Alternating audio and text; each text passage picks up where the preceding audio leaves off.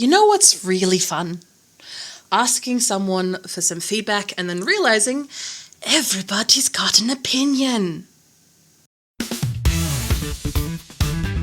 If you're tired of the old cookie-cutter marketing advice and want to take your personal brand to the next level with bold, actionable strategies that truly reflect you, you're in the right place. Let's untangle your marketing mayhem with Zoe, the video confidence coach, on the Unboring Your Brand podcast. Unboring Your Brand was recorded on Wadawurrung land.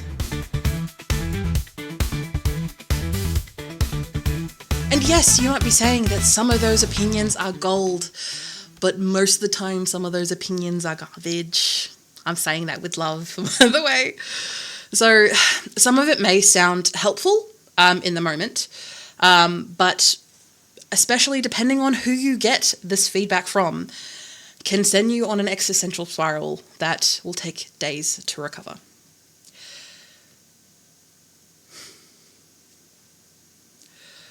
So let's go through a quick mental checklist that you can keep in mind when asking someone for feedback and allow you to keep your mind and your mojo intact.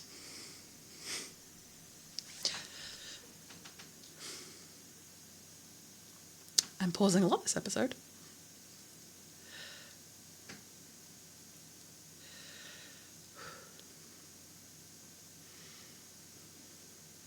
This Unboring Your Brand question and conversation has come from Kylie. So hello, Kylie. It was good. It was awesome to have a chat with you. Make sure you follow up my emails and we'll have another chat later on. But these are like one of many questions that we had during our disco call. So make sure you check out the link in the description to check out your own disco call where you can have conversations like this, but all directed about you and your focus. So also, quick reminder that if you are listening to the podcast, you can also watch my face and my expressions on YouTube and the website vcc.training/podcast. And you can also, if you are watching this podcast, you can also listen to it on Spotify and Apple Podcasts under Unboring Your Brand podcast. Now, let's begin with section 1. So, with this little mental checklist that you're creating in your head, now, of course, it's another thing to think about, but checking out the show notes below, I'll give you a quick thing that you can copy and paste, put in your second brain, put in your diary, put in your calendar. Again, somewhere where you can find it later when it comes to thinking about your feedback and when you're asking for it. Here is what you need to keep in mind. So, first off, check your sources. So, when you are asking for feedback, you are in a position where you want to either change what you are doing regarding your personal brand or your content strategy or your brand or the way that you're marketing yourself, the way that you're putting your message out there for your audience to take on board and make changes for themselves. Or make changes for themselves by hiring you, hopefully. And you're asking for feedback, usually from people that you have access to. So this feedback can be asking your audience, but this feedback could also be asking your friends and family, could be asking other peers in your industry, other collaborators, other competitors. Yes, I have talked about on the podcast about how those two can definitely be the same thing.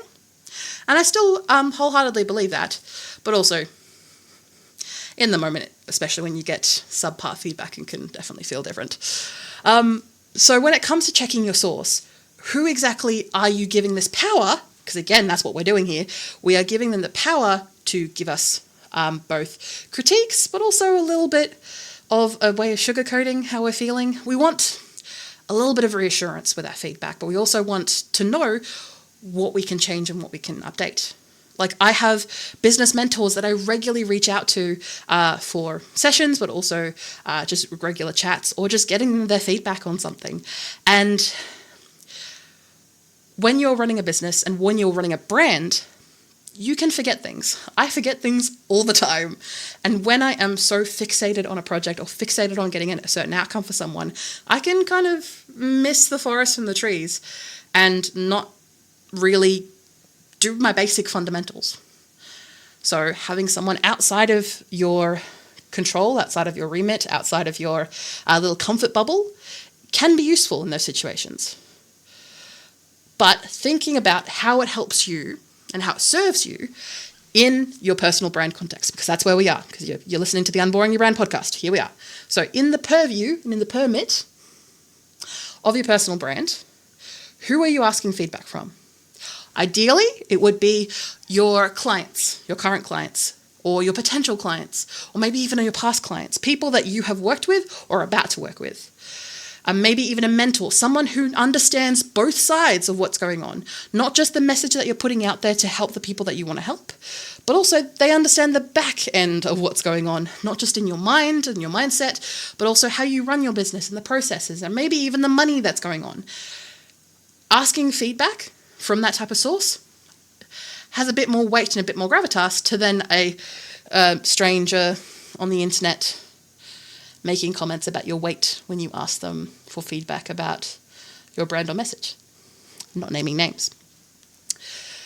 Or is your feedback coming from, and the source of this feedback, coming from your cousin Barry who has never run a business but has thoughts of running a business?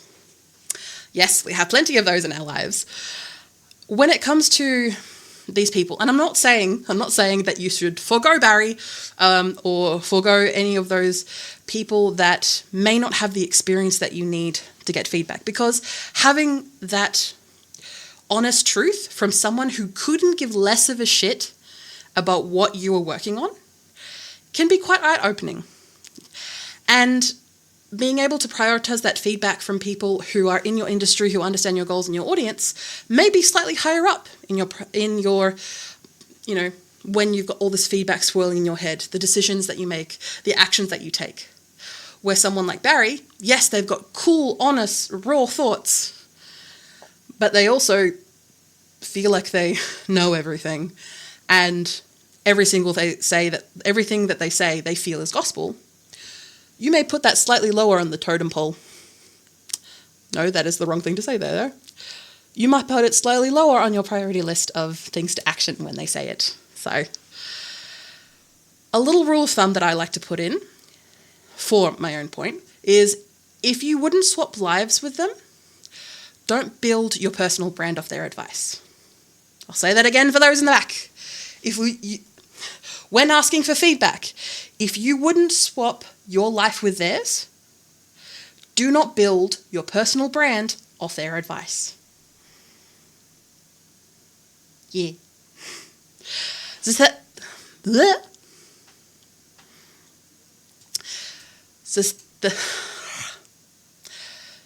The second thing to think about when it comes to seeking out feedback from people is filtering it through your own values.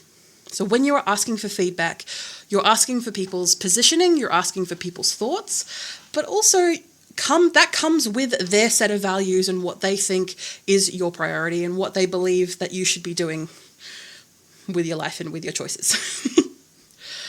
But when it comes to those actions that they recommend for you to take, and that's what they're going to be at the end of the day, they're going to be actions and tasks to improve, update, change, mold, change whatever you're doing. Maybe it's an MVP, so a minimum viable product. That is usually the fastest, easiest, quickest, dirtiest thing that you can get out there to the public to get feedback from all of these sources that we're discussing, that you can then change to fit the people who actually need your help. That is a key factor here, and that's why sources are important. The people who actually are going to benefit from what you do.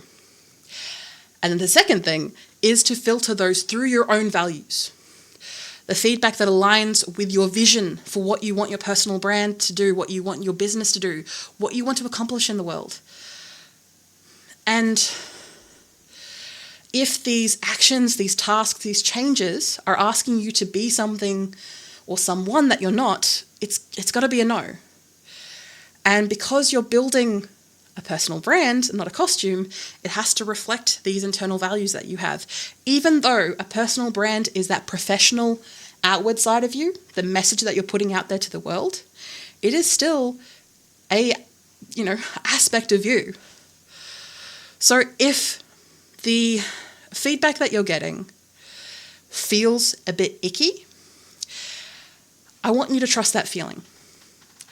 And may sit in your stomach like, a bit of dodgy takeaway from last night. I am definitely feeling that at the moment. I want you to take that opportunity to actually think about, does this feedback align with my values? A good example I have for you is recently I had a chat with some lovely people who run a mentoring conglomerate. It was a bit hard to kind of get a hold of them in the sense of what they were actually doing. But turns out they were providing mentoring services for people who did products, specifically consumable products, and wide world distribution of consumable products. Now, as you can imagine, Zoe, the video confidence coach, I provide digital products and services. I have no need for products just yet. Of course, except for my product, which is a postcard of the camera color corrector card. That's a product, but that's a piece of cardboard that I postcard to people because I love them. I have no need for consumables. And I had to make it clear, and also the way that they were speaking. Now, again, I'm not saying anything against you. It was more building an empire, needing to, the Uberification, the Airbnb-ification, the move fast, break things type mentality, where personally, that does not align with my values. And within the call, I made it quite clear. Obviously, there's a lot of things that weren't right with the call, but I made it quite clear that I have no interest in building a empire and then selling it off to the highest bidder. Some people want that. Some people want to build their life like that, and that's okay. That is not for me, though. And I had to be very clear. So the feedback that they were giving me, especially when they started going on about how, you as a coach, you've only got limited time, you've only got limited things that you can offer people. And I'm like, yeah, that's fine. I've got limited availability. That's just the part of being human. I want to help and serve as many people as I can, which is why I do live streams, podcasts, and many other methods to be able to help as many people as I can, speak at events, workshops, all that good things. But I want to help and serve people, which in turn usually means some one-on-one attention. And I'm okay with that. That is my values, and I'm okay with that. I don't need to build empire. So in that, the feedback that I got from them, I put through that filter of my values, but also checking my sources. The third thing that I want you to keep in mind when you're asking for feedback is spotting patterns. If one person says either in a comment on a Instagram video or maybe a YouTube video, and this can be a complete stranger, by the way, or maybe someone you know, they may say, hey, your videos are too casual, or you mumble too much, or I don't understand you. Sure. Give them, reply to them, always engagement. Thank you for reaching out. But if 10 people say, hey, you're mumbling, or if 10 people say, hey, I like the way that you clearly explain things, you just might need to make sure you punctuate your ends of your sentences, that is a pattern because you've got more people and you've got more results. It may be across different platforms, but it helps you see the patterns of multiple people saying the same thing. So follow your vibe, follow your gut on that front when it comes to seeing multiple people saying the same thing. And it may not be something you agree with. It may not be something that you trust the source, or maybe something that you, again, may not filter through your values. But if a lot of people on different platforms and different areas of your business or the different services that you're providing say the same thing, might be a thing that you might need to look into and change. Sometimes that happens. And sometimes you can be so stubborn that you don't want to admit it. Like somebody I know. Wink, wink, nudge, nudge, that's me. But I do my best to listen to my audience, listen to you, and do my best to make changes where need be.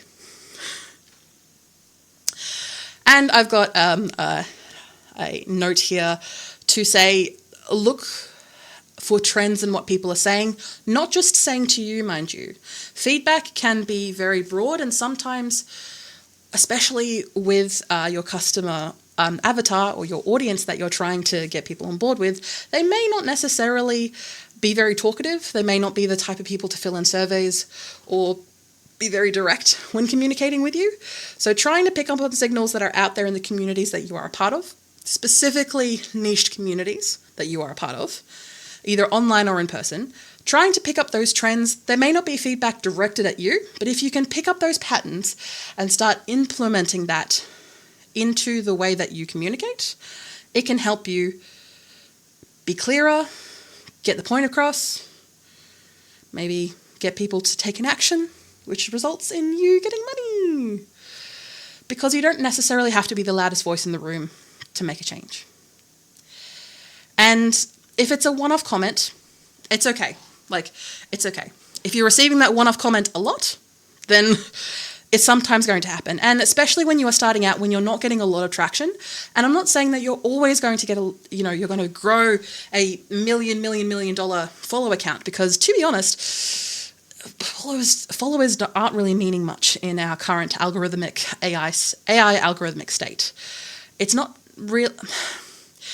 not necessarily worrying about followers, people who are subscribing to your content, because that actually doesn't happen as much anymore. It's mainly about your engagement rate, about each individual piece of content that you put out, that people are responding to it with watching it all the way through. Are they saving it? Are they sharing it with someone else? Are they commenting on it? Those are the type of factors that you really need to focus on. And if it's just one comment mentioning something minute about yourself, and you're mainly focusing on it because you believe that about yourself, that's okay. Step out, put your phone down. Breathe for a second. But if it's something that you don't care about, you're just going to have it fade into the background. And it's not going to be controlling your life as much as some other aspects of what we do can do. The next point. When it comes to your feedback, we have checked the source of where that feedback is coming from. We've filtered it through your personal values of your personal brand, but also your values as a human being. You can now spot patterns. If more than one person is saying it in your communities, or one person is saying it to you, then it's probably something that you might need to change, even if it's something that you don't particularly appreciate. That's okay. You can slowly make changes. The next thing that I want you to think about, or keep in your mental checklist, is, are these people your audience, your ride or die, your super fans, or are they just passing through? When it comes to feedback, especially from someone outside of your niche or outside of the people that you are there to help and to serve, it may not be as relevant. Now, of course, that goes back to your sources, but all right, so an example is receiving a comment on a post.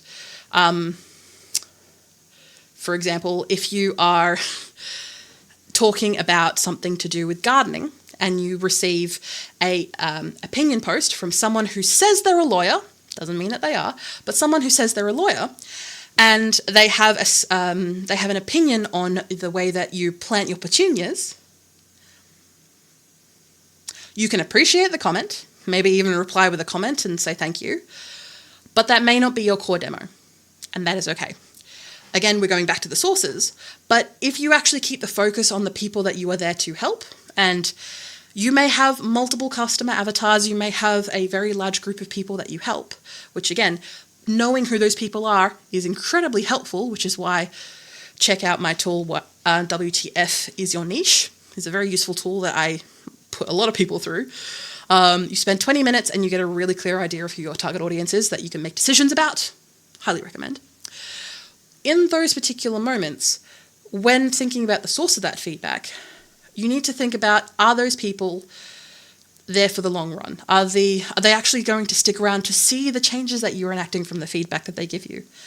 Or are they coming in, vomiting their opinion up, going, and then leaving? Because that happens a lot, especially on the internet, and especially from white men. I do not say that with love. But people who believe they are always right are going to make sure that you feel like you're always wrong. So in those moments, think about where the source of this feedback is coming from. Did you ask for it? Filtering it through your own values and spotting the patterns. And then thinking thinking about, is this feedback coming from someone who isn't necessarily even a super fan, but someone who is going to stick around to see the changes that you are going to make from their feedback? Or are they coming, vomiting up their feedback and then leaving? Because building a brand is not for everyone, but knowing who you're building it for and doing it the right way is a good use of your time. And a good use for, once you've asked for feedback, to actually utilize that feedback correctly and take actions and make changes from it.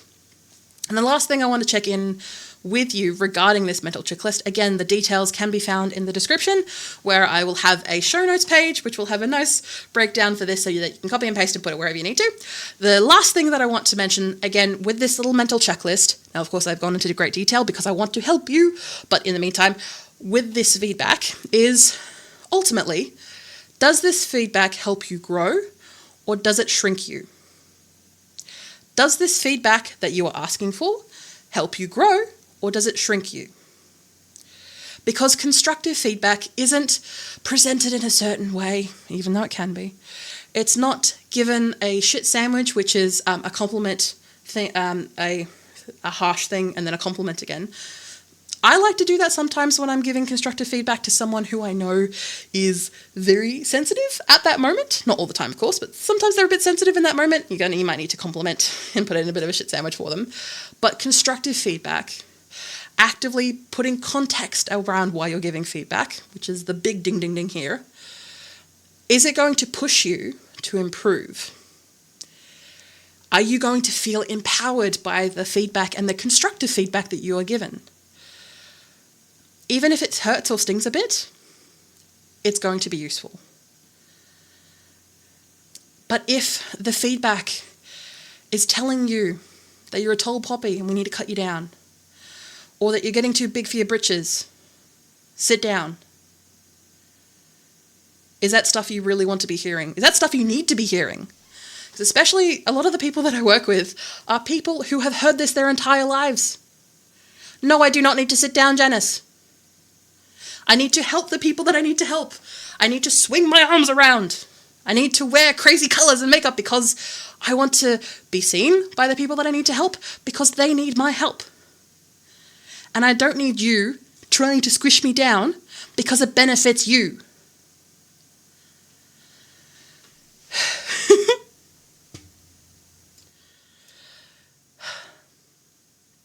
And if this constructive criticism makes you, if this constructive criticism, because again, it gets to reach that bar first, if it makes you want to delete your accounts and live in the bush, then you don't need to take it on board. Yes, some constructive criticism may bruise your ego. It's gonna hurt, but that's okay. Bad feedback bruises your energy, while good feedback can just bruise your ego. And that thing bounces back easily. It's not a bone, it's a muscle. So going back over everything we've talked about today, when you are looking for feedback, ask, check the source. Who is this coming from? Filter this feedback and actions, very importantly the actions, through your own values. Spot the patterns. Are you finding it from more and more people? Again, checking that source and making sure that the filtering the values through that. Is the audience there to see the change that they are asking for? Or are they just passing through? And ultimately, does this feedback help you grow or shrink you down? Because at the end of the day, is this feedback helping you or hindering you? And to wrap up today, and thank you everyone who has stood by this podcast today, feedback is ultimately a tool. It's not a rule, it's a thing that you ask to improve yourself, improve the things that you're creating to better help the people that you want to serve. So you don't have to implement every piece of feedback that you ever get. You are not an itty-bitty-titty committee. You not work for the council. And if you do, my hat's off to you. You have a very hard job. You don't have to implement everything. You can be thankful for the feedback. You can be grateful for the feedback. But you don't need to live in the feedback. And once you learn to trust your gut, you can ultimately feel smarter. But you are growing with experience.